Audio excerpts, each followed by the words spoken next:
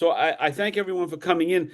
I see a lot of new faces, and I always ask the new faces if you can go to our YouTube channel, which is Projections NYC, and subscribe. That would be great.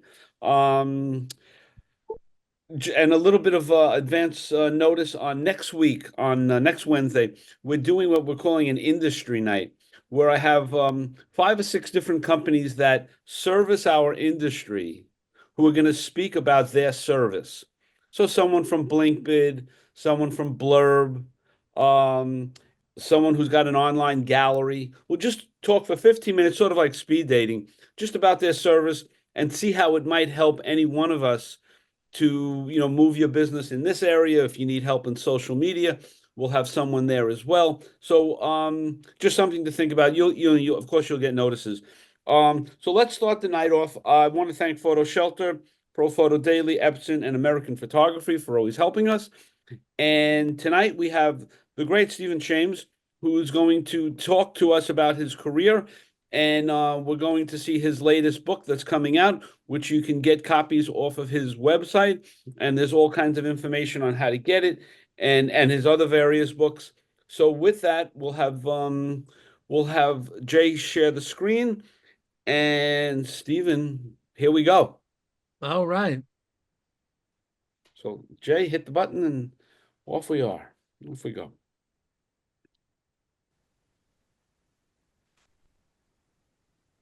Well, that's the cover of the book. So what made you want to do the book, Stephen? Well, I'm going to be 78 in a couple of weeks, and I just figured it was about time to do a retrospective. Not that I might not shoot a few more pictures in the time that's still left to me on this planet, but it just seemed like it was a good time to kind of wrap things up and just kind of look at what I had done almost 60 years. It's actually been 58 years since I took my first picture. And what was the inspiration to start shooting? Well, I always wanted to be an artist. My mom really knew a lot of artists and was kind of a bohemian in the 50s and collected art and stuff and just had that eye.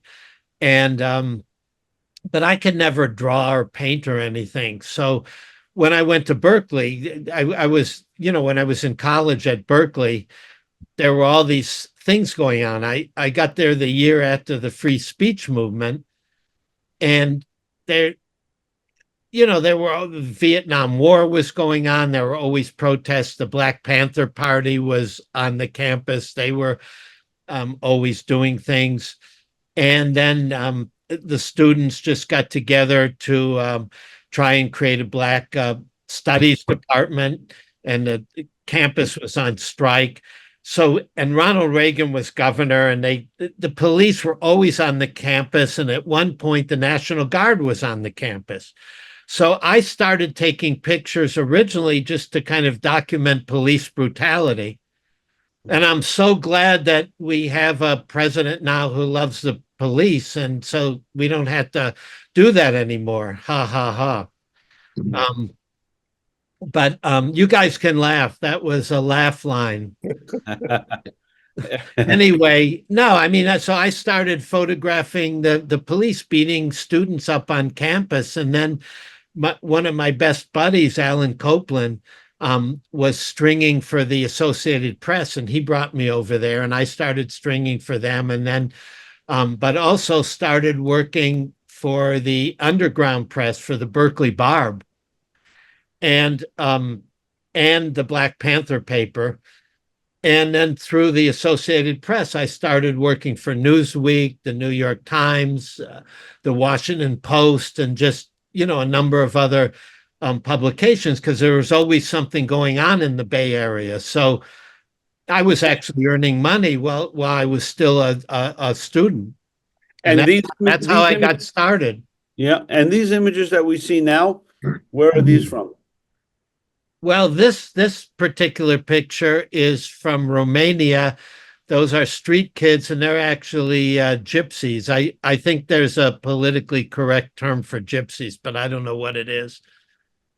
but they were just children who were living on the street in Romania. And again, I always like to look for something different. Um, I'm not as interested in just all the kids dying and how horrible it is, but their strengths and how they, like in those kids, they're kissing each other, they're tender to each other. This was taken from a teenage project that I did. This was a swimming pool. Actually, those of you in New York, it's a 26th Street swimming pool over on the east side. Wow. Okay. And that's on the right, that's my son, Joshua, who's about to turn 50. Mm. So as you can tell, folks, we're now starting to go through his book. So you're getting Yeah, these are the actual pages from right. the book. You can, yeah. And this is from the time that the child prostitutes in Times Square. Um, and I guess it's self-explanatory. This kid had a gun, and he let me photograph him. Was this an assignment? Well, self-assigned. Most of the things I've done are things that are kind of self-assigned. This is from a homicide in Houston that a project that I did. I started it for Texas Monthly. I mean, it was my idea, and they assigned me to do it, and then I got a grant from the National Press Association to continue it. Right. So this was in Houston. This is a teenage project. This is Kitts Beach in Vancouver. And Yeah. this was an assignment. This was actually a kid who was oh God, I forgot the magazine. It was it's not around anymore, but um anyway, this boy was in juvenile, but they let him out for the weekend, and here he is with his girlfriend going back. That's when this picture was taken. Yeah. Oh, Earth magazine, I think it was. And this is the image that most people associate with the Black Panther Party. But as you'll see in further pictures, I really have more pictures of the Black Panthers than anybody else in the world. And because of my relationship with Bobby Seale, who became a mentor of mine and brought me into the Panther Party. And How did how did that happen for you, Steve? Because that was one of my questions. You shoot a lot of African Americans. How did you get into that community and for them to trust you and give you such unfettered access? Well, for whatever reason, Bobby, saw my pictures and thought that I had talent, even though, when I started photographing the Panthers, 1967, I was just still at university. I think I was a sophomore, and he liked my pictures and asked if he could use them in the paper, and I said yes, and that relationship just blossomed, and I guess I took Black Studies from Bobby Seale and the Panthers, and I guess everyone in the community knew that I was with the Panthers, and so that I guess helped get me access.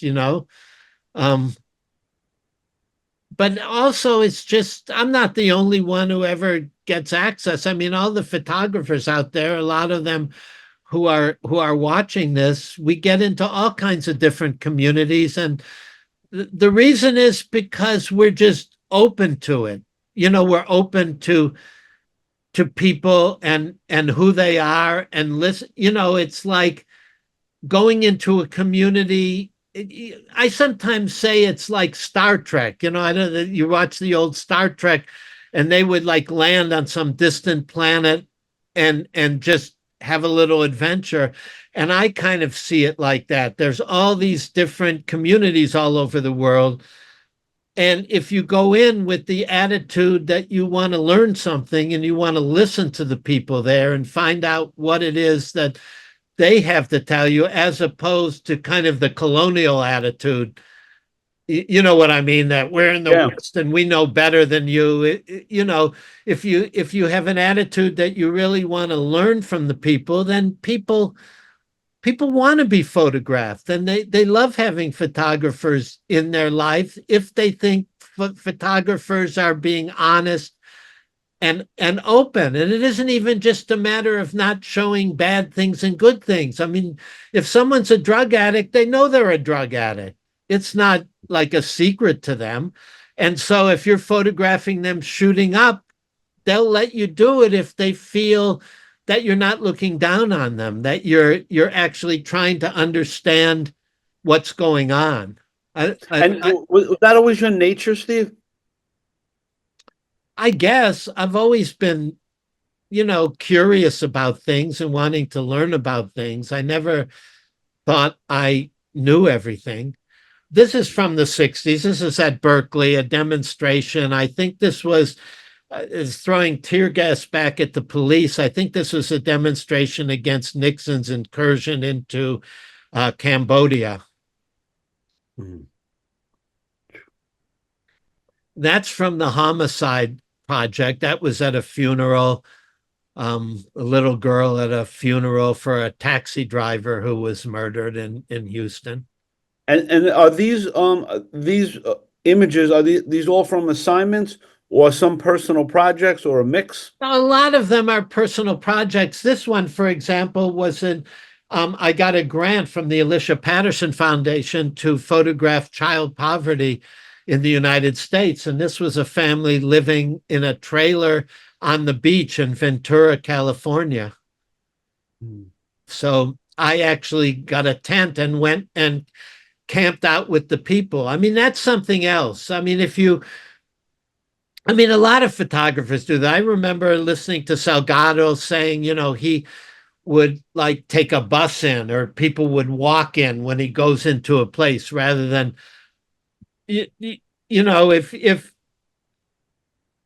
I felt that if I took a tent and I went and actually camped out with the people who were camping out in the beach, that's people are more willing to accept you than if you just kind of, I'm staying at a fancy hotel and just show up. And and I think that that's really really important. And I think that it's not unique to me. Just about every photographer I know works that way. Yeah, I mean, can you give us a little color around this image, that walkie-talkie that the guy has in the front of the car?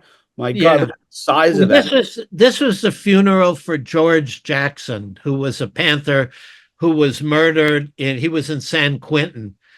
And the story of George Jackson is when he was a teenager, I think he was 17 or I think 17, he robbed a gas station of $70 and they sent him to prison, and he became radicalized. So they never were going to let him out.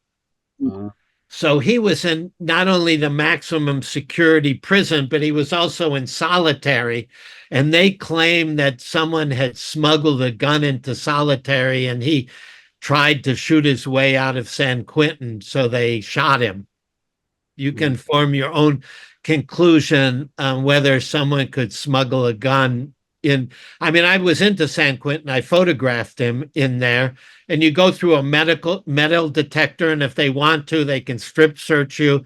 And then there's a separate thing to get into solitary. So at any rate, this was a funeral, and um, a lot well, of people showed up, and I was the only, there was one video crew and me. We were the only two people allowed inside. Again, the Panthers gave me the access. mm, um a funny story, about not funny but a humorous story, is that the manager of Safeway called the Oakland police and said, we're basically shut down. No one, because all those people were in the parking lot of the Safeway supermarket, which was that building you see in the back on the left. And he said, we're effectively shut down. I want you to get the people out of the parking lot. and the Oakland police said, "Are you crazy? Forget about it. We're not going to start a riot by going in and trying to get the people to leave. You'll just have to be shut today." Yeah, and you can see in that crowd, it's really a very, very much mixed crowd. Right? I mean, and of course, very, very peaceful and somber. Wow. Well, I mean, funerals are somber, and Yeah. George Jackson was a very um he was a incredible guy. I mean, I remember when I went to visit him in prison, he said to me, um, so you know, are you a revolutionary? And I said, I guess so. He said, so would you die for the revolution? I said, I guess I would. He said, yes, but would you kill for the revolution? Mm. And that was George Jackson. He was really, you know what I'm saying? It was like a Yeah. no compromise guy. And I guess he had me on that one. I was You know, a in white that guy. shot, in that shot, I've never seen a coffin. I don't know if it's coming in or going out through the side of a car. No, it was going out. They were taking it Out. out of the Right, but truck. I've It's never in seen a a, casket come out, from the side door. yeah, I guess there must have been a spin there or something. Because yeah. yeah, okay, sorry. Go, Jay. Mm. And on the left is from the Child Prostitute in Times Square series, and the right was just a kid in Oakland. Actually, it was in a pool hall, but I just did his portrait. This was in Chicago. Actually, it was on the South Side, and that sign is the Black Peace Stone Nation, which was the largest gang in on the South Side in Chicago. This was on the South Side. And I actually took this during the Democratic convention in 1968. I went there. I was out, with the crowd, but also I was with Ramparts. And I mean, basically, because I was at Berkeley and started with the Panthers, I really knew everybody in the 60s. I mean, Tom Hayden, Jerry Rubin, I mean, all the white leaders, the black leaders. I mean, I basically knew everybody. And I was working with the Berkeley Barb and also Liberation News Service, which was in New York, which syndicated the pictures all over the world with all the underground press in the United States. So my pictures were really widely um, published, and I went down there. What's interesting is the Panthers. The Panthers actually started the Rainbow Coalition in Chicago. It, Right. it wasn't Jesse Jackson. He took that up, but it was actually started by Fred Hampton and the Panthers. And the FBI actually went and talked to the Black Stone Rangers and wanted them to assassinate Fred Hampton, but they refused. So then the FBI got the Chicago police to assassinate him in his sleep. Mm. But that's one of the first pictures I ever took. Very poignant. Yeah. Go, Jay. Jay. Mm. It's, This is actually in a juvenile facility in Wyoming. And these are two kids who were there. And the interesting thing about Wyoming's juvenile facility is most of the kids, more than 90-95% of the kids in a big state like California or New York wouldn't even be in a juvenile facility, because these were kids who are mostly in from, not going to school. You know what I'm saying? Like yeah. minor things that in New York you wouldn't, where you have kids shooting people, um, or Chicago, or bigger states, Florida. But these kids wouldn't even be in a facility. Right. It's all local. This was a story I did in Tennessee. I did a whole bunch of, I went to Tennessee, Colorado, and Wyoming and photographed juvenile facilities. And this one, and this was a self-assigned project, never really been published. I mean, I did a little zine on it myself. But anyway, this was a juveniles in adult facilities in Tennessee, and in a lot of states they lock up kids with the adult prisoners, which is actually illegal, but they don't have a separate juvenile facility. So this was a boy who was he was in a separate cell, but in the cell next to him was an adult. Mm. Wow. Mm. And this was when I was doing the homicide in Houston. I also went with the police on a drug raid, and they arrested these kids who were selling drugs. But I just thought this was great with the Marlboro Man. This was in the it was from the book, and this was on a grant. I got a grant from the Ford Foundation and some other foundations, and actually Phyllis helped me with this. She was the research person on it. We actually researched for the Ford Foundation 200 programs, and then chose 30 programs. And the book was titled "Pursuing the Dream: What Helps Poor Children and Their Families Succeed." And it was really about all kinds of different community-based programs that actually and basically the point of this was that we could have eliminated poverty in the United States if we if the government had picked up some of these programs and did what they did. This particular program was called Friends of the Children, and what they did is they would target families whose kids were in kindergarten, were going into first grade, families what social workers called the 2%. In other words, the families that the parents were, incarcerated or drug addicts, or just,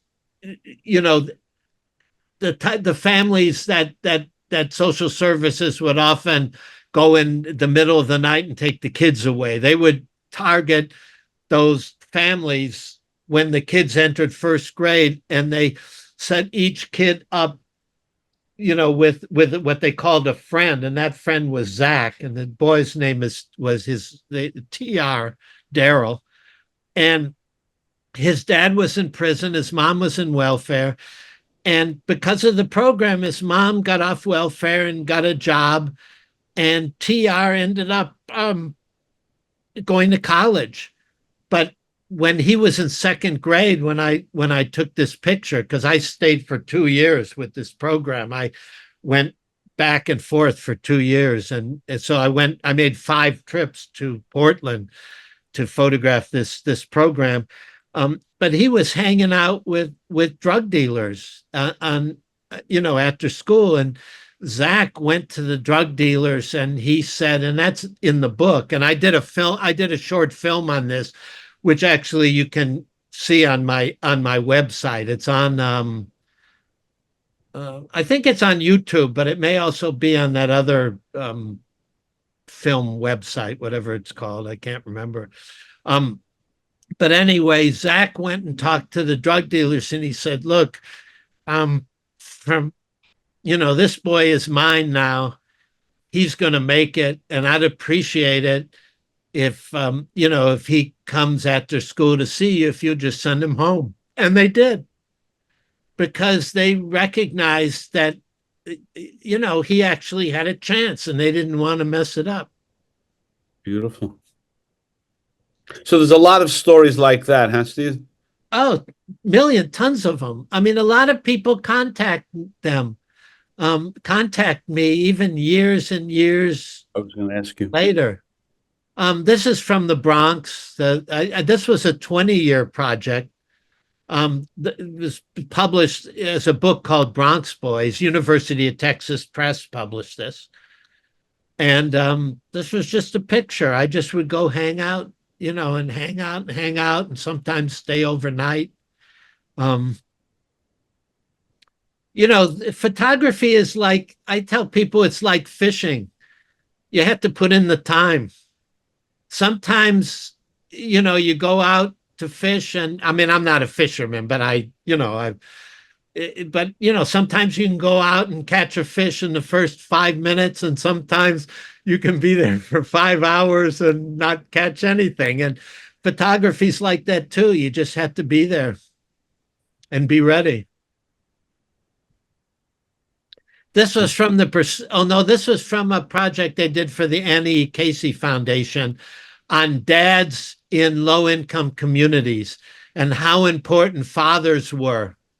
And basically, the idea behind this is that in the 60s, actually, the government actually knocked men out of the community because they decided that if women were living with men they weren't married to, and this is, we're going through this again right now with these same idiotic people who, have these, Christian ideas, so-called Christian ideas about morality. So if a woman's living with the man and she's not married, so then she gets kicked off of welfare. So what happened is that the men, because many low income people can't afford to get married. And so the men got out of the community, and it became, so, this was done in the early, I think 1999 or 2000.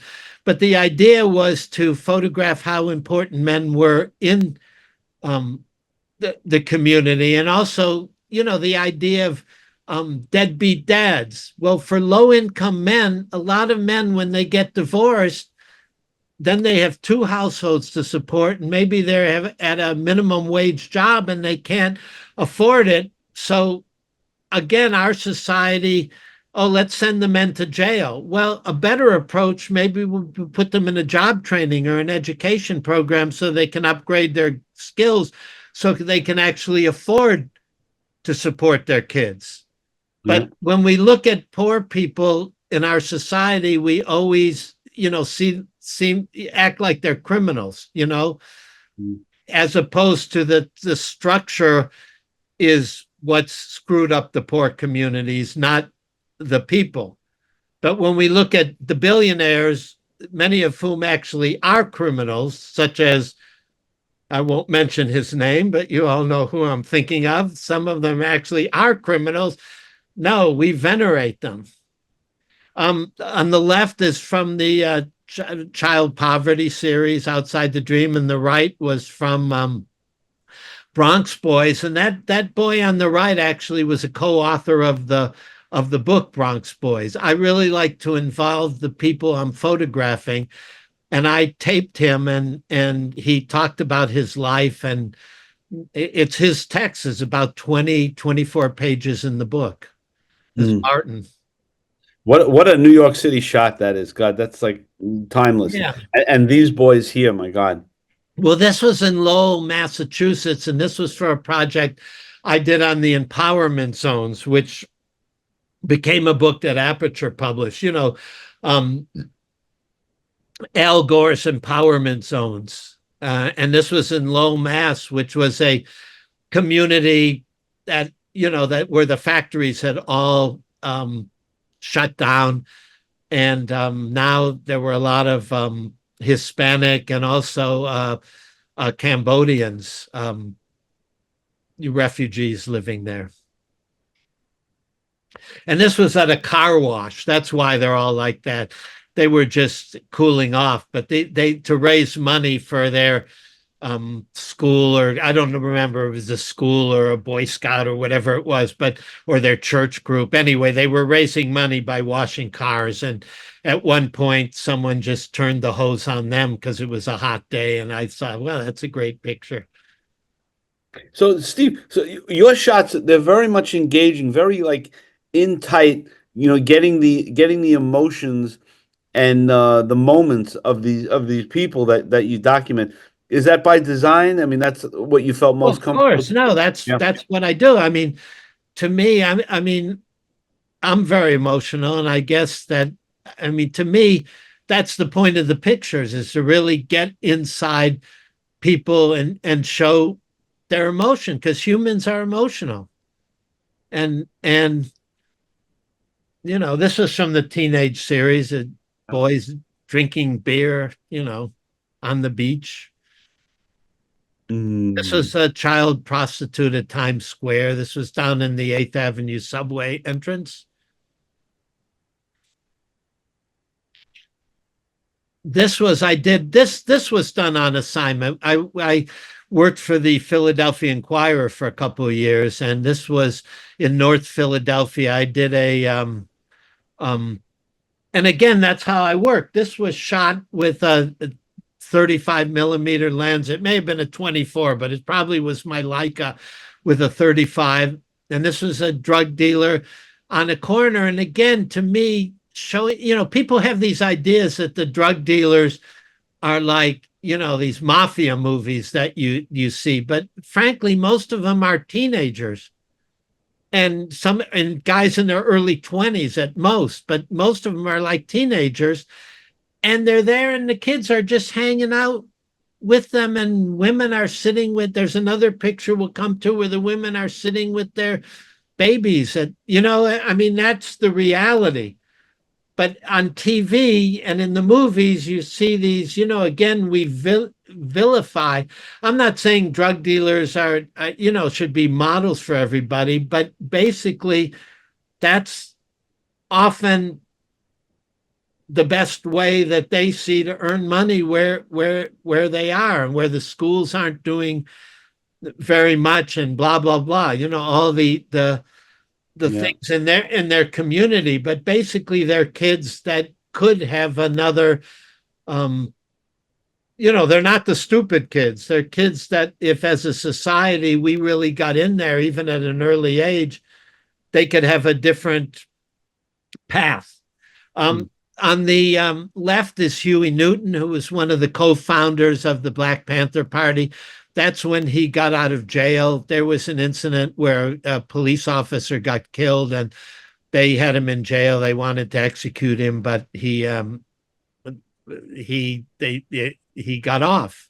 That I don't remember the exact thing, whether it was self-defense or what it was, but at any rate, they weren't able to convict him. And when he got out of jail, there he was. What's interesting about that picture is that at that time, especially in Berkeley, the white scene, music, and the hippies and all that, and the the black scene kind of was together.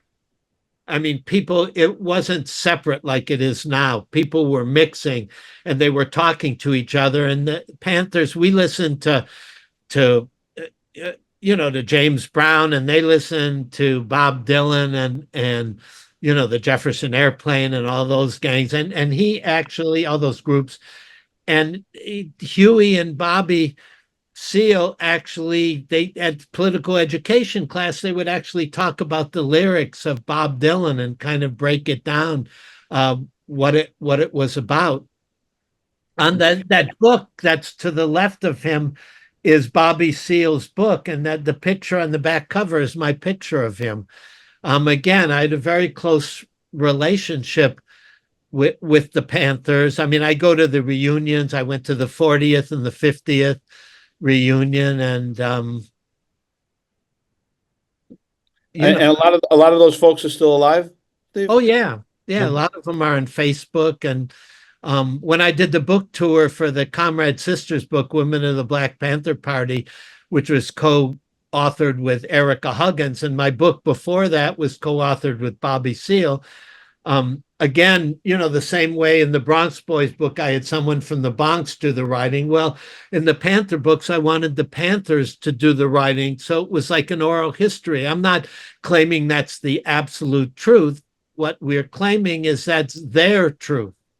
And it isn't reflected in the media. And I think it's important that their truth is also reflected, not just the government's. Yeah, with the access that you had, which is really incredible. It was a great, great question from Jamie. Did the FBI try to, ask you to work with them? Were they harassing you in any way? Oh, okay. Well, that's a That's a great question That's a very good question. on Jamie. Well, I know I had an FBI file, which I've never seen. You can just go back for a second before I talk about that. That's the IRA. I think that was Right. obvious, but I was there with Alan McWeeny, who's a great friend and a wonderful photographer. And actually, you should have him on. He just did a book of the New York cartoonists. Okay. Yeah, Alan, what's his name? Alan? McWeeny, MacWeeny. I can send you his contact if Yeah, you yeah. me Okay. afterwards. But Alan, his latest book, he's done a bunch of books, but his latest book, he photographed the New Yorker cartoonists. Really nice portraits. Um, So tell us about the FBI. Alan got this. I was in Ireland working for Rolling Stone, and he was working for Life magazine, and I kind of piggybacked on him. And he he's Irish, obviously, and he um, got the contact so that the IRA let us photograph them. You can go to the next picture. Anyway, so the FBI. The FBI never talked to me directly, but at the Berkeley Bar, we had a dark room that five of us shared. And one of the five photographers, I found out 40 years later in 2016, 2006, when my first Panther book came out that Aperture published called The Black Panthers. The wife of this guy, his name was Ron, called me up and said, "I don't know if you knew it, but my ex-husband, Ron, who was a hippie with a Fu Manchu, hairdo, and I mean, a hippie, was stoned all the time. Anyway, my husband was an FBI informant. So what I realized is the FBI didn't need to talk to me. They had a guy in the dark room. I'm sure they have all my pictures because I would do the film and the film would be hanging up and you'd leave it overnight or whatever to dry. And this guy, I'm sure, would go in and make prints and send it to the FBI. And you remember this guy, Ron? Yeah, no, I have pictures of him. I mean, he was on the staff of the Berkeley Bar. I mean, we're staff. He was a staff photographer. None of us got paid, but I mean, he was one of the 4 or 5 or 6 staff photographers for the Berkeley Barb. So he had access to everything. So Is that in the public domain? that's how insidious the FBI was. I mean, they just, so why did they need to talk to me? They knew I wouldn't cooperate with them, but they found somebody who did. And is that in the public domain who that guy is, Ron? I'm sure. I'm not going to say his last name, Yeah, but yeah, yeah. Wondering. whatever. I mean, who knows? But I'm just saying it's what his wife told me. I mean, I'm just going on the word of his ex-wife who's pissed off at him, but I'm assuming it's true. Right. I haven't tried to get my files from the FBI because frankly, I don't really care. I mean, the hell with it. Is that a tedious operation to find out if they have? I don't know. I don't know how tedious it is. I know that the files exist because my dad, um, who knew my dad knew Kennedy and Adlai Stevenson. Whatever. He was a big Democrat in Chicago under the first Mayor Daley. He was on the Central Committee of the Democratic Party, and he knew everyone. And he told me that he asked his people in Washington about my file, and he told me, "Yeah, you have a file," but he didn't ask for it, and I didn't ask for it. I didn't care. I mean, what are they gonna find out about me that I photographed the Panthers? So Right. sure, they already had all my picture. You know what I'm saying? Who cares? Yeah. Yeah. I mean, that we know that's what they do. This was from a series of ads I did for the city of New York, who wanted to involve fathers in in fathering parenting programs. And they got to me because they saw the pictures I had done. I guess I had an exhibit someplace, and they saw the pictures I had done for the Annie Casey Foundation about dads and asked me if I would find people. So I on this, I found all the dads and just photographed them with their kids, and they did a bunch of pictures. They were in the subways, and they did them in the bus shelters, to basically try and get dads, New York City dads into parenting programs. And color to black and white to color, how was that for you, that transition? Well, once it was digital, it was hard for me photographing color when I did film. I was never the greatest technical person. So, it was always hard, and color balance and all that stuff. But once digital came, like the picture on the left is Anwar Sadat, which I photographed in his home village. And again, being a photographer, part of it, I mean, that was at a time, um, I mean, I half the thing is getting access. And I hired a student. Often I'll hire a local person, well, to translate for me or to walk around with me, because they know, a lot of places in Egypt, it wasn't so dangerous, but a lot of places I've been, like refugee camps and other places, and certain neighborhoods, you just don't want to walk around by yourself. You want someone who knows the neighborhood to be with you. So I had this student I found. I don't remember who recommended them, but I found this guy. And so we wanted to photograph Sadat. We went into the press people, and they went, "Oh, no problem." Well, in countries like Egypt, when the press guy says no problem, what he's really saying is, you're never going to get it. I mean, certain cultures, people don't want to say no. So the way they might say no is, "Sure, I'll help you, no problem. Just come back." You know what I'm saying? Yeah. So so what we realized is that there was a cabinet minister who was really close to Sadat, and this kid, I mean, he wasn't a kid, he was in his 20s. He was a college student, I think. Said, "Oh, I know where he lives. I'll take you to his house." So we went to his house and knocked on the door, and he came out. And I think he was like in his bathrobe or something, but it wasn't that late. So I think maybe he had been with his wife or something. He was in a good mood, and he said he would help us. And so I got to Sadat's home village and was able to spend a couple of days um, with him. And I took this shot of him in the Mit Abukum, the village where he was um, born, in his home village. I found out later, I asked the kid later what he had said, because they were, speaking in Arabic. So I didn't know what he was saying. He said, "Yeah, I told him you were from the American embassy and you needed to see Sadat." And I said, "What? You told him that?" I said, "We could have gotten arrested." He said, "Well, it worked, didn't it?" And I said, "Well, okay." That's the story. This is And he was president at the time? What was his? Sadat was, yeah, this was when Oh, he was, but just before, this was 6 months before he was assassinated. wow.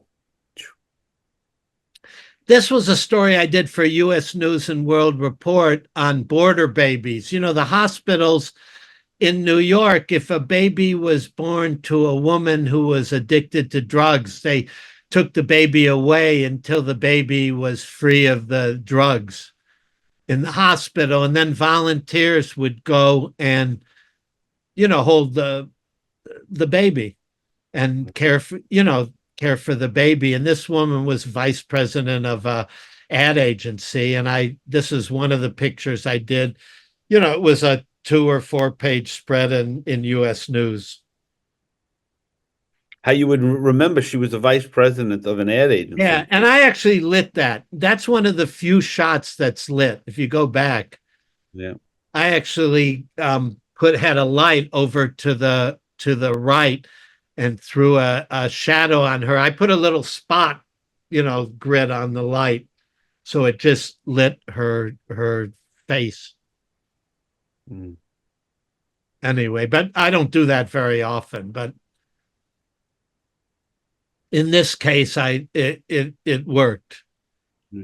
Go, Jay. Okay. This was in the subway, obviously. This was a couple of child prostitutes going back home. This kid sucking his thumb. Again, you try and show, I mean, it's obvious how young the kids are, but the thumb sucking it's like, okay. Yeah. This was in Brazil, just in a working class neighborhood. I was doing a story on street kids, but this, I just walked around. That got that. This was at Sturgis at the 50th anniversary of the Sturgis motorcycle um, festival. They do that every year in Sturgis. Obviously, that's 9/11. That was the day after 9/11 when they put the flag back up at ground zero. I was down there for 2 weeks. That was on assignment for Newsweek. And on the right is during Bobby Seale and Erica Huggins' trial in New Haven. And that's kind of become, kind of the iconic image of you've got the old white guy and the black kids. So sometimes you're lucky and a picture becomes more than just what it is. You know Right, what I'm right, right. saying? It's become more than just a picture of two kids on a statue. It kind of people see it as symbolic of kind of the black people that trying to be included in the society of patriarchal white men. Steve, I have to say that's one of the terms we don't allow. When photographer says, "I got lucky," you never got lucky. You know, Well, okay, you know maybe that that you know you there's a reason why I, these images get created. But yeah, I'm kidding. I'm half kidding. But yeah, it's well, a I mean, luck is a large part of it. I mean, we're really good as photographers figuring out where the action's going to be, but some of it's just luck. I mean, you can yeah, be the smartest, best photographer in the world, and sometimes you're just unlucky. I mean, for example, this movie that's coming out about the picture of the little girl running around in yeah, Vietnam. yeah, yeah. Well, That's a big David controversy. Burnett, who's a wonderful photographer and a longtime great friend of mine, and probably a lot of the people watching this, was there. And he missed that picture because he was changing film. Right. So he was unlucky. And that's what I mean by being Yeah, lucky. yeah, I mean, how did he know the girl was going to be? I mean, he was in the right spot at the right time and he just ran out of film at that precise moment. So I'm saying, yeah, I think we have to be honest. It's not just us luck. In life, luck has a lot to do with a lot of things. And we can acknowledge that. That's Bobby Seale, who was right. my mentor, and we're still in touch. How old is he? Oh God, he's 80. He's about 10 years older than me, so he's like 87 or 88.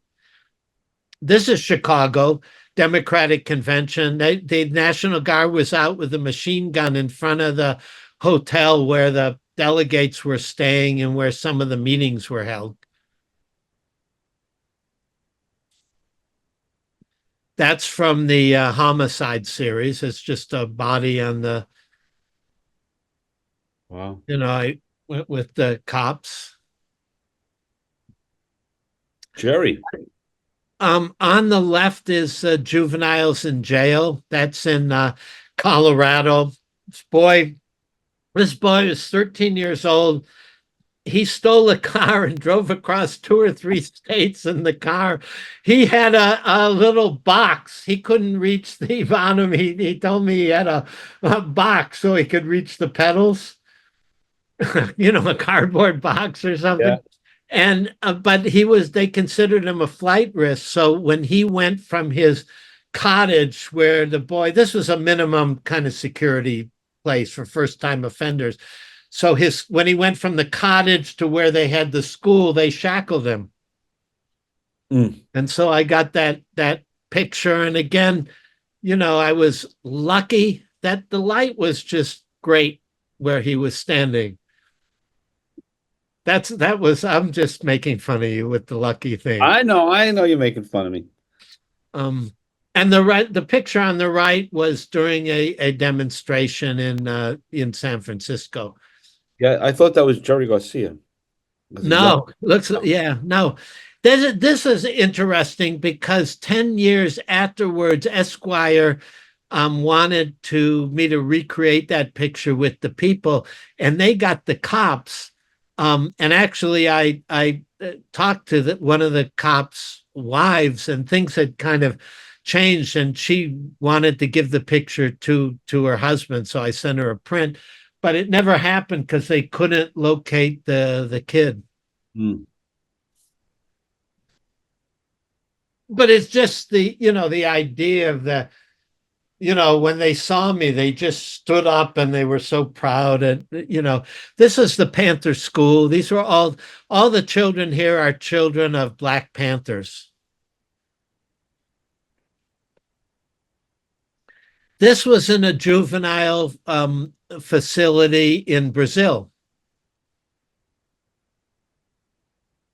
And this is the breakfast for children, the Black Panther breakfast for children.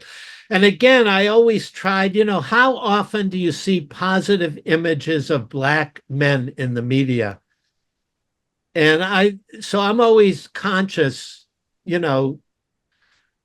of the communities I'm trying to photograph to find, there's always the negative in different stories you're doing, but what is you know, what is the positive? And look at how the kids are engaging with him. I mean, that's one of my favorite pictures of the breakfast program. Go ahead. That's again, I told you, this family had a car, and that little camper in the back, and the two teenage boys slept in the car. What's really interesting is I showed this picture. Sometimes I have my computer with me, and so sometimes you're photographing in a village or whatever. So I was in Africa photographing in a village, and people wanted to see pictures, so I showed them some pictures, and I said, "This is a homeless family, a poor family living in their car," and they went, "They're not poor; they have a car." Yeah. Just sometimes. And that kind of hit me home and said, yeah, we're so lucky in America. I mean, poor people have a car. I mean, do poor people in Africa have cars? Little context for you. I mean, it was just like a mind blow for me. Sometimes the people just say something and then you recognize, of course, it's a different world. Okay. Yeah. That's the Black Panther food program. They would give away food at the rallies. And that was a picture from the Outside the Dream Child Poverty in America that I took in Cincinnati at a community, Lower Price Hill, which is a community of people from West Virginia and Kentucky, from Appalachia. And again, one of the things I try and structure, like in the poverty book, Outside the Dream, I tried to structure it around a child's world. The children, it's play, family, school, friends. I was trying to structure the book around how a poor child would see the world, and also trying to show people that poor kids often do things that could be dangerous, Great. I mean, they don't have playgrounds, fancy playgrounds. This is the Black Panther medical program. The Panthers had 60 community programs, and this was, anyone could show up. There was you didn't have to show your income. If you showed up, the Panthers would treat you, and they would also go out in the street. And this was sickle cell testing. And that's what I liked about the Panthers. They didn't, if the government was running a program, you would have to go to where the government was running it. The Panthers went to where the people were. They didn't make the people come to them. they would go out in the community and do sickle cell testing and also registering people to vote. And this was during Bobby Seale's campaign for mayor of Oakland. And I was on the campaign staff. I was with them every day. This is just a picture. I just was walking down Manhattan one day and just saw this body. So I just snapped the picture. This is in Oakland, a teenage couple. But I just, again, just love it. Look at how proud he is and how proud she is. It's like, that's my girl. It's a little man. And in a pool hall. This is in Ireland when I was shooting, even when I'm on a story like doing the IRA and the troubles in Ireland, I mean, you don't just shoot the picture. You're there, shoot the story. You're shooting the story, but then you run across other things. And it was snowing and I just saw these kids and yeah.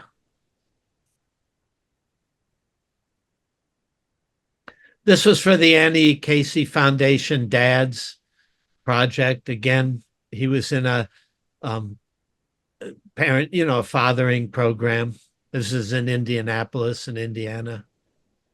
So, with all your connections with the Panthers, did you get any feel for what they thought of Martin Luther King at the time? Well, actually, that's very interesting. I mean, the Panther leadership felt that they didn't want to do the nonviolent thing. And some of the Panthers, I mean, Eldridge at one point said something about Martin Luther King, but basically the Panthers weren't opposed to Martin Luther King, although they were more closely aligned with Malcolm X. And in fact, 6 months before Martin Luther King was assassinated, when he decided that he was going to go beyond just being a civil rights leader and started talking about poverty and the war in Vietnam and linking poverty, race, and in other words, linking class and race and the war in Vietnam together, he decided to make a national organization of 50 groups.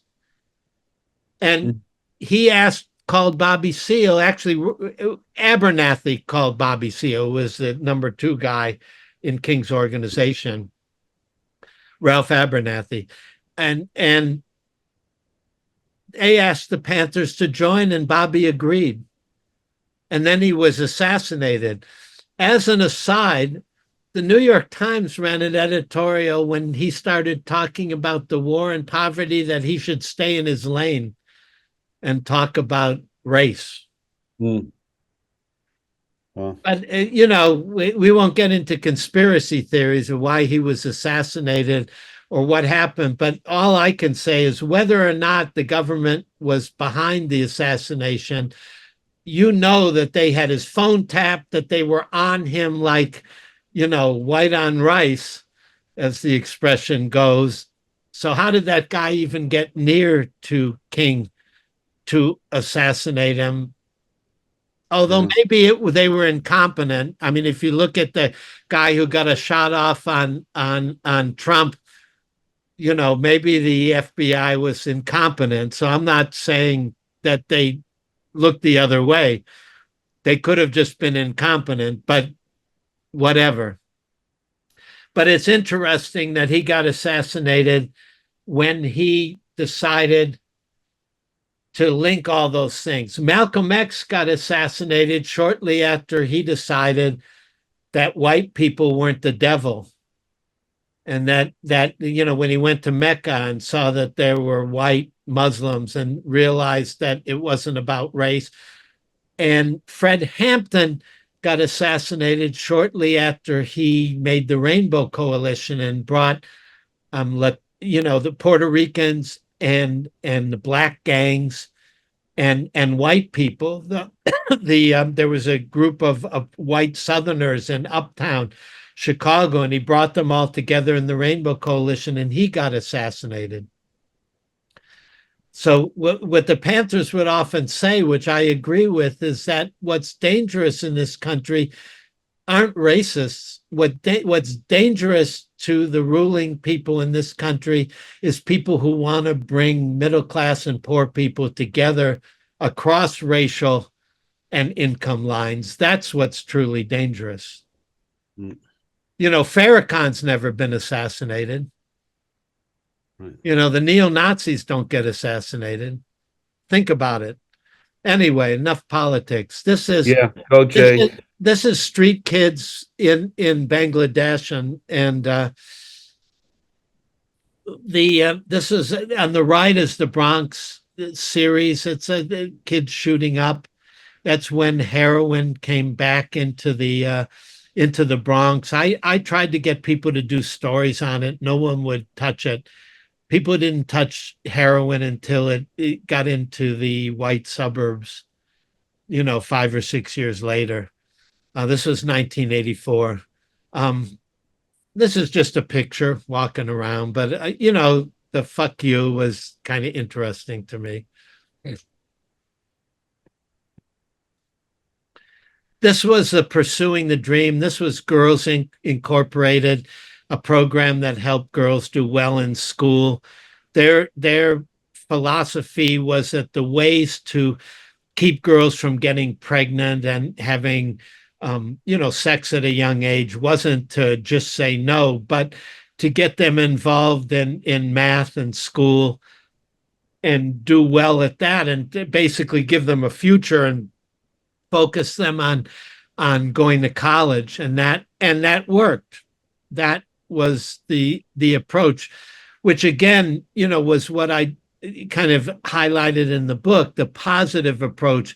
Too often we take a negative approach. We want to just say no or send people to jail who aren't doing the right thing, instead of creating an alternate path for people, especially when they're young, which is what this program did. That was Homeless in America. I was part of that project, which Tipper Gore um, did, Al Gore's wife at the time. And there were 5 photographers on that. And this was in one of the hotels in Times Square. This little boy looked after his sister. The Teenage Project on the left, and the right is from the Bronx. He also wrote an essay in Bronx Boys, again from the Bronx. That's from Brazil, Street Kids. That kid is high on drugs, just sleeping on the sidewalk. That was in front of the one of the homeless hotels. These kids were um, selling crack. That was one of the families. The boy on the right was one of the families I was photographing in the hotel. And that's how he earned money. This was from the 60s. That's Cesar Chavez, the lettuce strike. And they brought in a bunch of scabs, and the police were there, and they were demonstrating. The left is Angela Davis, and the right was a rally against the war in Vietnam in San Francisco. Moratorium. Is Angela speaking at that particular time under the Panthers, or she was on her own? Yeah, I believe she. I don't remember now. When she was a Panther for 6 months, and I think I think that was a Free Huey rally where she was speaking, but I don't hold me on it. I'd have to look at the caption. Would say, this was the funeral for Jeff Miller, who was killed at Kent State in the Upper West Side of New York. This was from the Homicide series. I'm not only traveling with the police, but I also had a beeper, you know, and they would beep me at the ambulance. Well, Ben Taub Hospital was the, you know, where all the shooting victims got, you know, got taken. and the ambulance people. So all of them, I went in and worked it out with all of them, and the police would beat me if there was a homicide in the middle of the night, and I would come in, and the hospital would beat me if a kid was coming in or anyone was coming in. So this was a teenage boy who just was shot with a shotgun. He was sitting next to somebody. I mean, he was just an innocent bystander who just happened to be at the wrong place at the wrong time when someone was trying to shoot somebody else and got him. And I was there with him, and then the doctors left, and he looked at me and grabbed my hand and said, "Am I going to die?" And I said, "No, you're going to be okay." And all photographers have those stories. I mean, it's like you're sitting with people, and sometimes we're like the only one. Yeah. This was just in Florida. Again, I was with these families, these poor families, and this mom was just disciplining her kid. So you're just there. And after a while, if you just hang out and hang out, people just do what they're going to do, and they do it right in front of you.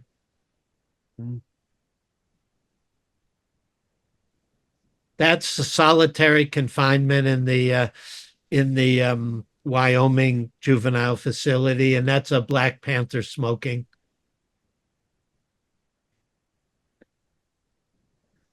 Again, child poverty project. Again, kids doing dangerous things because of lack of playgrounds and places to play.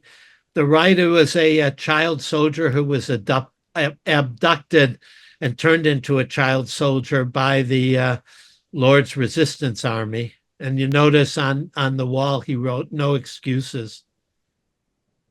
He's a remarkable young man. God, I can't remember who this is. Does anybody know?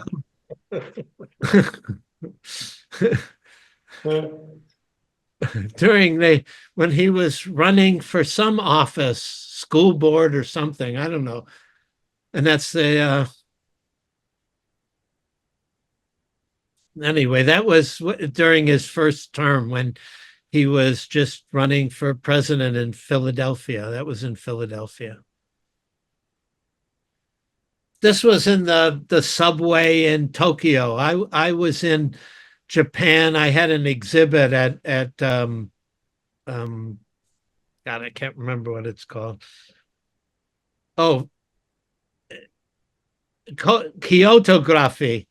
And then we went to Tokyo afterwards, and we were just on the subway, and these schoolboys got on and started laughing. And so I just took the picture. But again, just we're there. I wasn't doing a story on this. We were just on the subway going from one place to the other, and just caught this moment.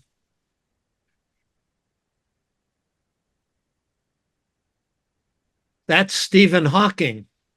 I did a story on him when I was at the Philadelphia Inquirer as a photographer.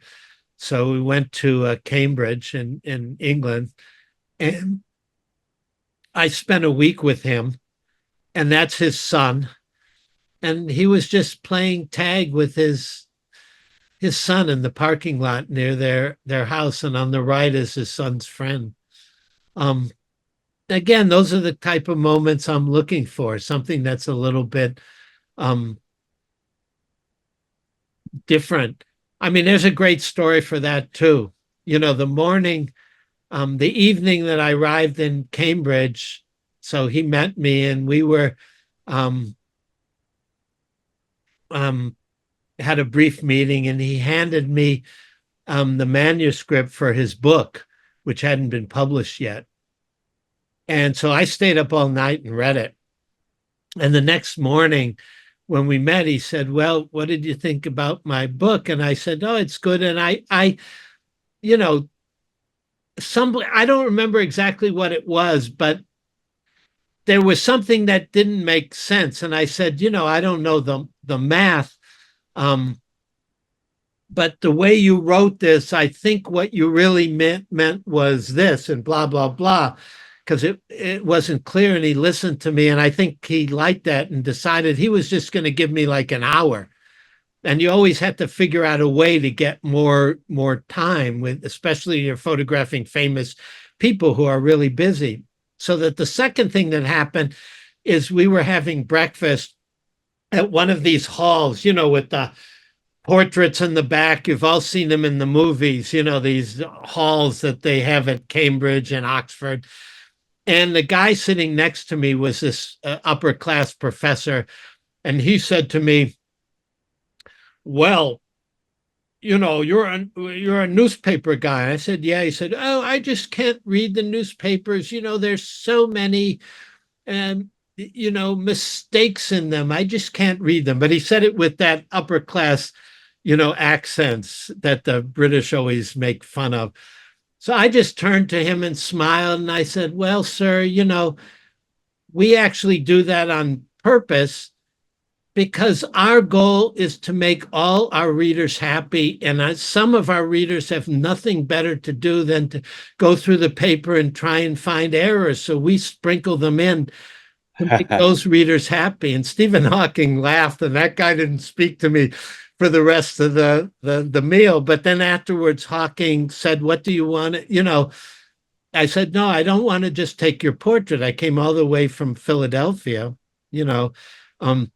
I like to spend a week with you and just, be there. And he said, well, that's fine. He said, but, I spend my time thinking you can't interview me. I don't, don't talk to me as long as I said, that's fine. I just be a fly on the wall. I won't say anything, which those who know me know how difficult that is for me, but I didn't say anything unless he talked to me. And I spent a week with him, went to his house. I was in, his office. And it really, and he does everything on his computer.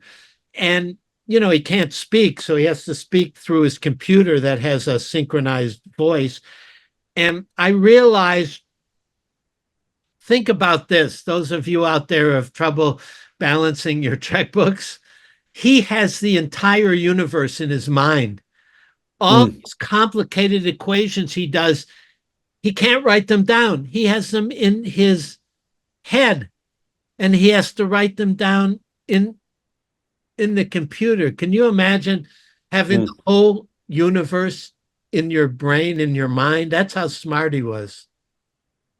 I mean, that blew my mind. I think I'm a smart guy and I know a lot of smart people, but that's like what, 5 times, 5, what's the word? Not times, it's not linear, Five to the 5th power or something or other. Yeah, 5 power. That's 5 powers more than anybody that I know. I mean, it's absolutely unbelievable. The Bronx. Go, Jay. Yeah. That's in Uganda during the time when the Lord's Resistance Army was abducting kids. So a lot of these kids would walk a mile, 5 miles every night to sleep in, this was a hospital, they'd sleep in the grounds of the hospital and then walk home in the morning so they wouldn't be abducted. 9/11, that was the day after they were taking a body out. Was at Lincoln Hospital in the Bronx, treatment for crack. Acupuncture is a treatment for crack that they use. So that again was lit. That's again, I said very few times do I like pictures, but I lit those. Child soldier in Lebanon. And the right is the Bronx. That's the image I stole from Ouija. Remember that famous picture Ouija took of the family sleeping out on the fire escape? Well, when I was doing the pictures in the Bronx in the 80s or early 90s, I mean, I photographed for 20 years, so this could have been taken maybe in the early 90s or late 80s, whatever. They were still sleeping because no air conditioning. They were still, sleeping out on the fire escapes. Gypsy kids, street kids in Romania.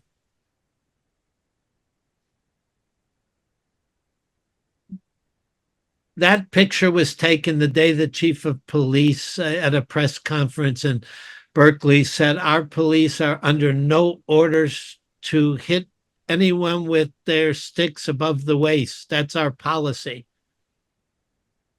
So this must be fake news. That was from the homeless. Well, I did homeless for the Philadelphia Inquirer magazine, and this was a couple that had been put up by a church in a motel temporarily, and they were, you know, family violence. So I took this picture years later. That little girl. I mean, to me, what makes this picture isn't just her and him, but the fact that the little girl's right in the middle of it. And years later, she became a nurse and she called me and said, um, I don't have any pictures of my mom. So I sent her some pictures of her mom.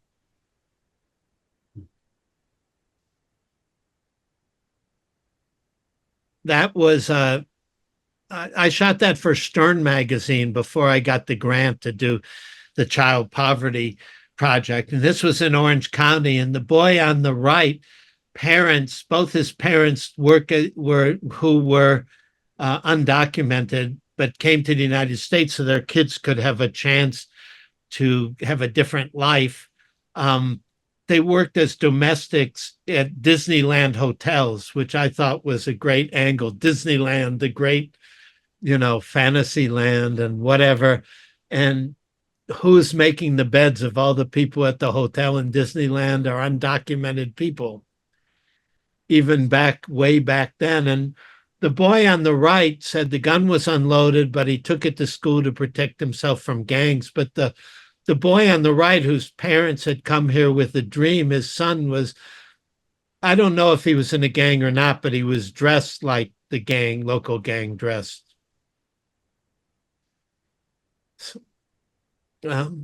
James Baldwin is on the right, and that's a child prostitute on the left. Again, the bubble gum, kind of a cliche, but it works, I think.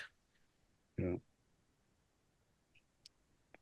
Robert Kennedy, not the moron, but the father, when he was running for president, this was like 4 days before he was assassinated in West Oakland. He came to West Oakland. And back then, I mean, I climbed right up. He was talking from the back of a truck, to be raised a little bit above the crowd. And I just climbed up.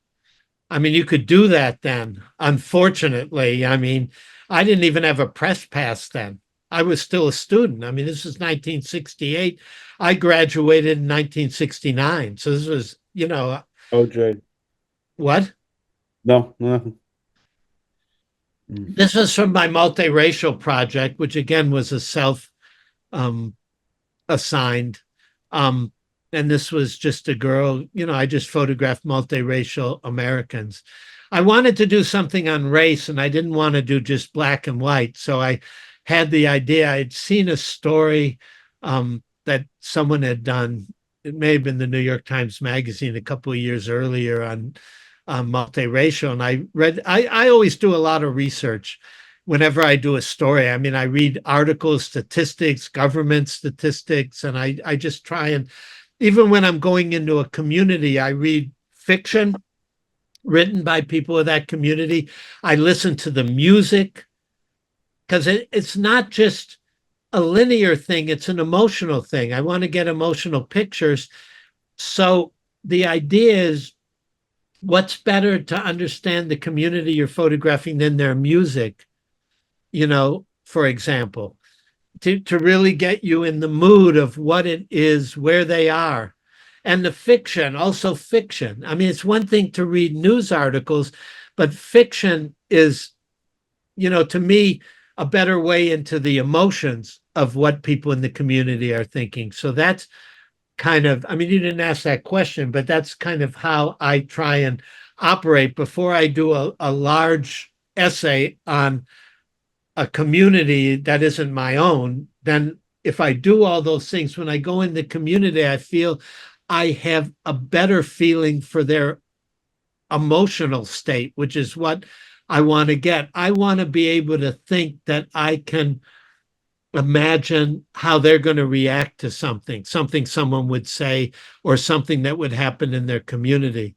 Because people, I mean, not everybody in every community reacts the same to every situation. Right. Yeah. So it helps. That was solitary in the Wyoming facility. This was street kids in Romania. This is a policeman just grabbing this little boy by the ear. This picture I just took with my Leica from I didn't have it up. I didn't want to put it up to my eye because I didn't want the cop to see me. So I did it from from my shoulder. This I did for Rolling Stone. That was a signed article on Richmond, California, which was a poor community of mostly blacks, and that, where there was a lot of drug use and a lot of gangs. Cool. And this boy was interviewed. That story, the writer kind of made all the contacts. Mostly I make the contacts, but sometimes when you get an assigned story from a magazine, the writer's been in ahead. So all the people, including that kid, were people that were interviewed by the writer. So they gave me a list of people they wanted me to photograph. This was Ireland. And it's funny, I must have been standing next to Alan McWeeny because he is the exact same picture taken at the exact same moment, just slightly different. I think he was to the left of me. The boy just throwing a rock at the British soldiers. I'm going on.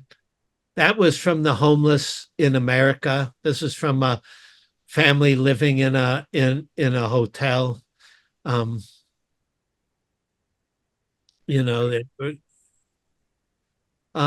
A funeral of a boy, a 13-year-old boy who was shot in Philadelphia. And I went, to get a shot like this, you really had to. I went the night before and talked to the families and told them what I wanted to do, that I wanted to get behind the coffin. So then when I showed up the next day, and I went in the church, I was almost the only white person, the only person with a camera, and a lot of people were quite hostile. But since I had okayed it with the family the night before, the family told people, no, we gave permission, and then it was okay. So, you had to do your homework. For things like that, you had to sometimes go the day before and really sit down with the people and explain what it is you want to do and why you want to do it, why that picture, from that angle is important. There's a street kids in Bangladesh, and that was a body that was lying on the street. So the Bronx, again, the kids,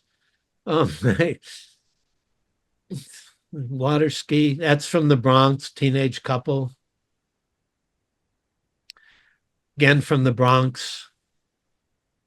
Boys and girls doing what boys and girls do. That's from the child poverty. That's in Cincinnati, that poor white community from Appalachia. Teenagers.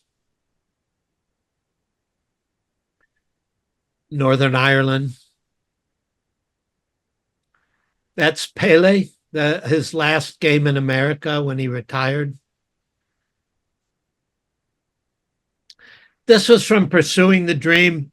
This was at a school in San Diego that had kids from all over the world, from Somalia. That woman and her son on the right were from Somalia. There are kids from that boy on the left was a Druze from Iraq, and then there looked like some Chinese families.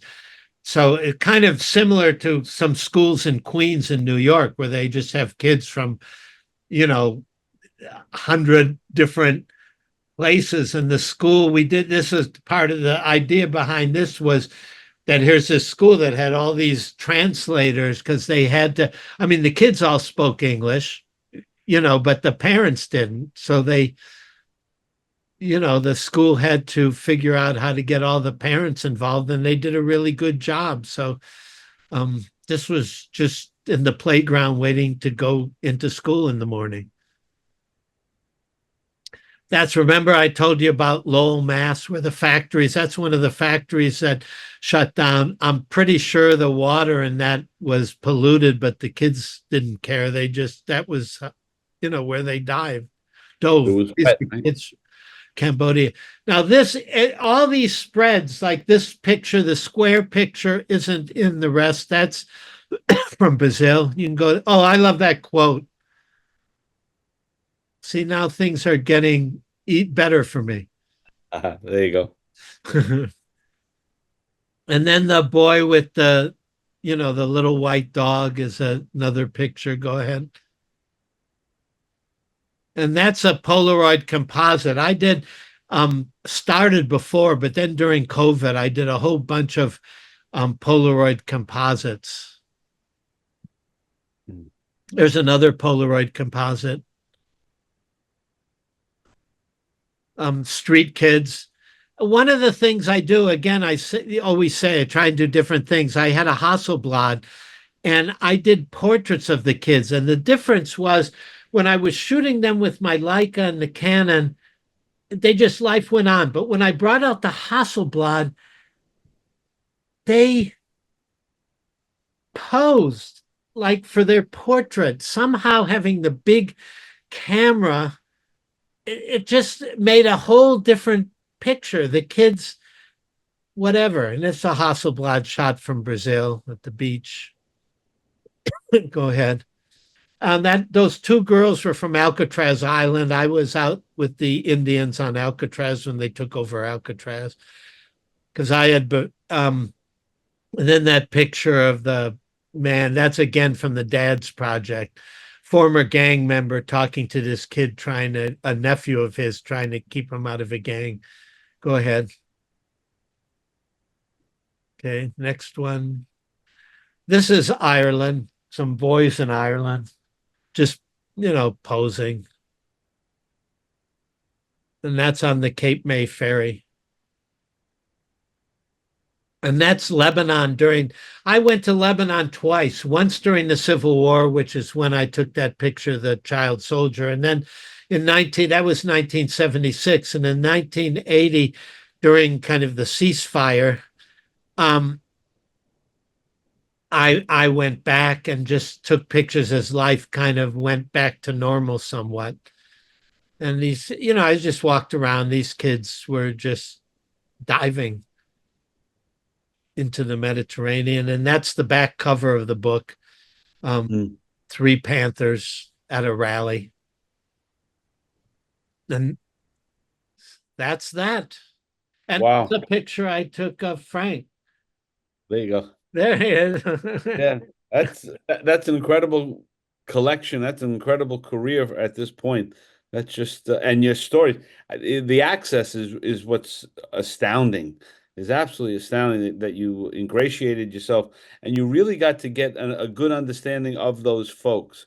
The Black Panthers that we normally wouldn't hear, we wouldn't know, and that they treated you just like they would treat any journalist. And your storytelling, I don't know if we have a match for that yet, but just Well, really, I'm thinking of going professional. What do you think? I don't know. No, Not sure. Okay. get your brownie, get a brownie, and then try it. Yeah, Jay, open up the speaker. So if anyone wants to ask a question, Well, show the website so if people want to ask a question, it's fine. But also, show them the website. So if they want to go, I mean, the only way to get a signed book now, the books will be in the bookstore in April. But the only way to get a signed book, if you're out of New York City, where I'll be doing a book signing in April at Rizzoli, and I may do another one in Brooklyn. But aside from that, the only way to get a signed book is on eBay through my website So to buy the book from me. we'll put the website address in the chat room. I But put the link in the chat room, Frank. It's in there. It's already Okay. there. Okay, so if you go to my website in the homepage, you scroll down, there's a link to be able to purchase the book directly if you want a signed book. Yeah. And that shot of the boy jumping from the roof to roof, did he make it across? Yeah, of course. Yeah. I told you, Sandy. I knew that. You wouldn't Yeah. have had for that. Great. My heart Uh, stopped when I saw that. Yeah. No, but You're sick. what an inspiration, all these images, and like I say, the content and the access, and really ingratiating yourself with the subject matter is another lesson for all of us, right? To take the time, especially for you, Jason. That's why Kevin sent you here, is for this kind of a presentation. I was thinking, like this presentation should be sent to every photojournalist school, Yeah. Mhm. and make them listen, to these stories, because it's really important. That is really. Yeah. Oh, that's good. Yeah. Years ago, I tried to get a teaching position. They wouldn't hire me because I don't have a Master of Fine Arts. Yeah. I was in this So city. what do I know? What do I All know? right, what do you know? I have a don't I question. don't have the advanced degree. What do I know? I have a question for Stephen, please. Yes, go. Okay. Stephen, did you know Perkle Jones? Yes. Okay. Well, I mean, I met him once, and Tell us who he is. is a photographer. He also did a book on the Panthers. He's a fine art photographer, really wonderful photographer, and his wife Yeah, also. Ruth, his wife Ruth. They were friends Yeah. of mine. Yeah, years ago. I may have talked to Ruth. I may not have talked to him, but I mean, it may have been both of them together. But Mhm. yeah, I talked to them because of that, and actually, Muhammad Ali's photographer also photographed the Panthers, and I talked to him. Mm. Your work is phenomenal. Thank you. Oh, thank you for. Yeah, you should just read through the chat room there. I mean, everyone is just incredibly thankful for you to do this, and I am as well. So, what is the next book, Stephen? Oh, I don't know. I've got a whole bunch ready to go. I mean, I could do a book on the multiracial. I could, you know, do a book that's more hard-hitting childhood and youth. This book, I wanted it to be positive. Mm. Are you taking any questions at this point or not? Yes. Yeah, you can jump in with a question, or you can put it in the chat room. Okay, Who's your publisher? Who's your publisher? Be careful. If we don't like your question, I'm gonna take your bodyguards away from you and strip you of your government pension. Yeah, Okay, there you go. what's your That's how question? we do things now. So I'm curious. You have all these photographs of the Black Panthers, and I'm sort of curious what image they wanted to project, because on one side you have the fierce-looking Black Panthers, and then you have the photographs of them, taking care of the kids, even the men taking care of the kids. And I'm curious, did you have much conversation with them about which image they wanted to project? Great question. Okay. At first, they projected a militant image when they were still patrolling the police with the law book and the guns. Right. But then very soon, within the first year or so, I believe the first program, the breakfast program, was in 1969. And at that point, they made the shrift.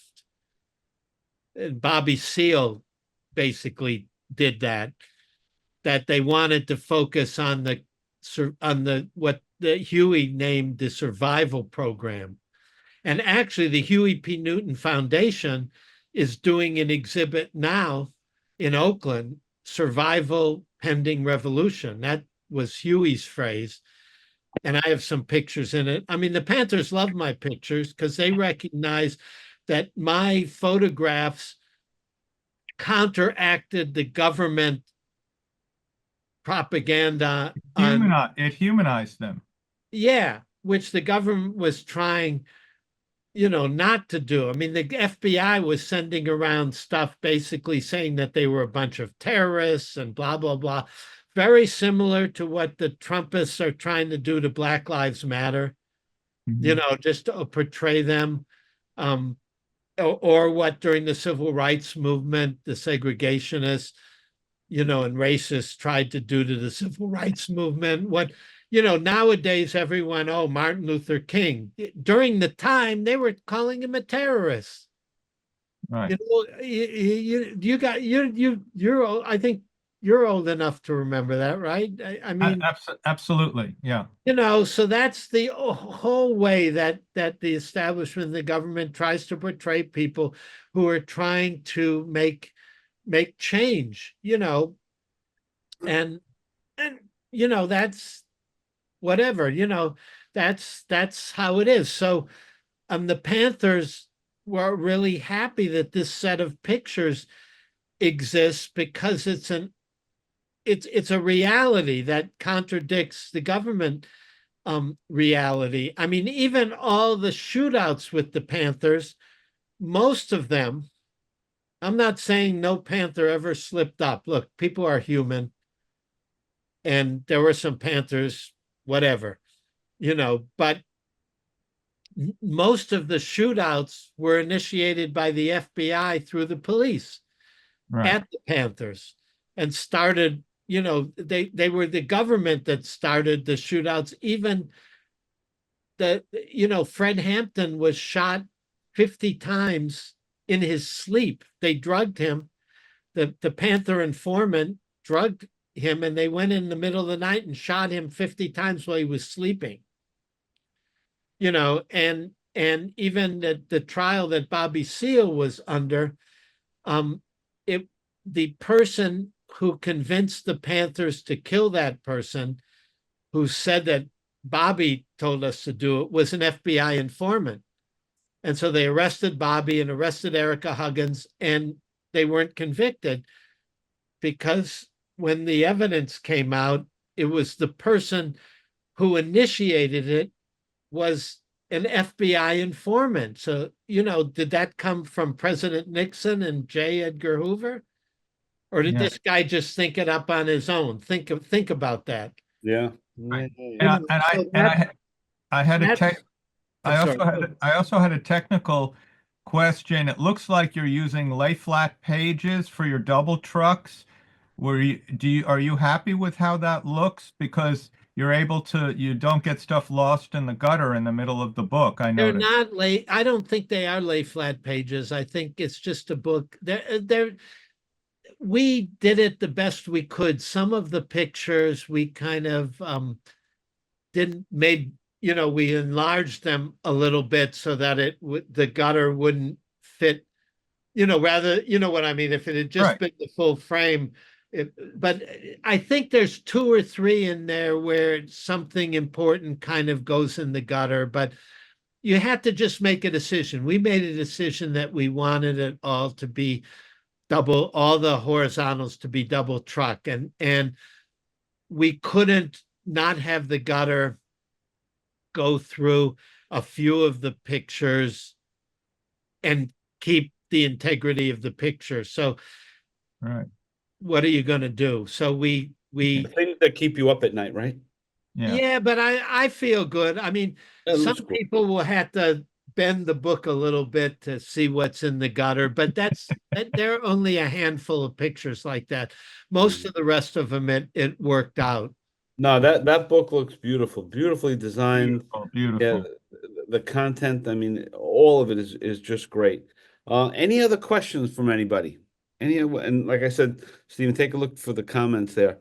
But that was really a terrific presentation, and it was great. We kept it to that 45 minutes, so that was good. Wow. You That get was a medal. You get a medal. People who know me will say you get a medal for keeping me to 45 minutes. there you go. Great. That's great. No, I mean, You can put that on your chest. yeah, there you go. That little Timekeeper. medal.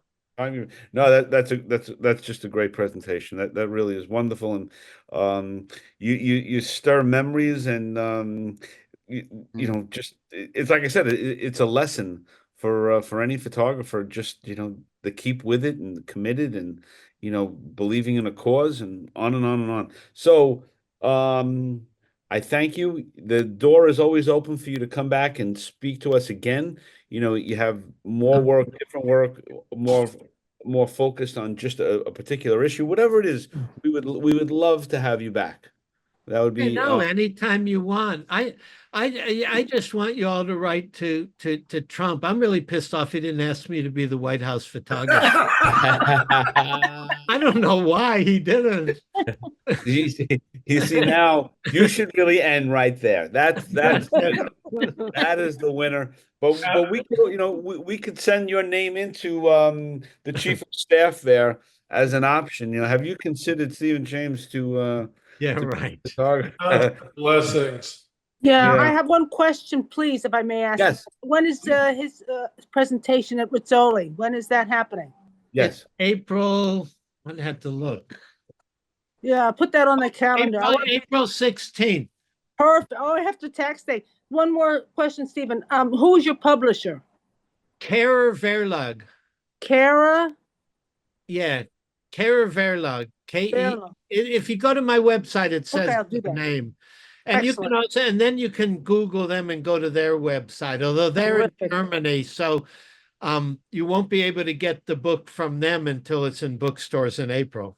Wow. Listen, I really appreciate what your But career you can is amazing. but you can get it in April at Rizzoli. I'll be there. Let's do it. Or you can get it off of eBay through my website Okay. and get a signed copy, now. Oh, Stephen, thank you so much. And thank you, Frank. I applaud you both. Thank you so much. It's, and without Jay, none of this stuff runs smoothly. Yeah. So, And then Frank, if you want to have me back to talk about one of my other books, or one of my other projects, just about that, I would be glad. we could do like the Jerry Lewis telethon. We'll just have you run for 24 hours straight. One book into another, into another, into another. That would be great. Yeah, really. But I'm not as funny. I'm not as funny as him. He's No, not but so funny. yeah, but you're poignant. You did a great job. Hey, Dean. Hey, Dean. That's really a wonderful presentation. I can't thank Well, you thank you. I'm so for glad doing you it. asked me to do this. I really Yeah. am. And we'll do it again. I get my hands on more of the books, and we could do like just a focused one on just this, a particular topic, like the Ireland thing. I would love to see more of that. Yeah, we could do that. Yeah. You're in New York, yeah? I'm in Florida, but I don't like to tell. Wow, okay. We're trying to balance out the left and right while we're here. But yeah, no. So yeah, we'll get you again. That's and we have all these witnesses that we said we would do it, so we'll do it.